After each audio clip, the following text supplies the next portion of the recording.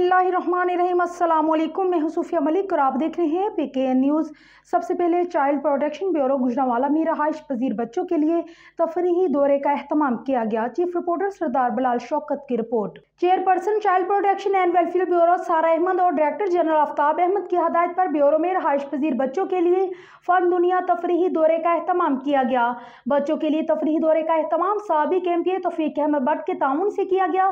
तफरीही दौरे के मौका पर मोहम्मद अहमद चीमा, सुपरवाइजर ऑफिसर और ब्यूरो के दीगर ऑफिसर्स, स्टाफ बच्चों के हमरा थे। बच्चों ने फन दुनिया तफरीही दौरे के मौका पर खूब हल्ला गुल्ला किया।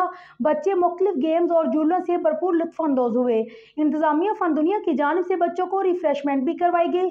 चाइल्ड प्रोटेक्शन ब्यूरो में रहाइश पजीर बच्चों को फन दुनिया दौरा करवाने का मकसद बच्चों को तफरीही और सेहतमंदाना सरगर्मी के मौके फराहम करना है ताकि ये लावारिस बेआसरा बच्चे भी मुआशरे के मुफीद शहरी बन सकें।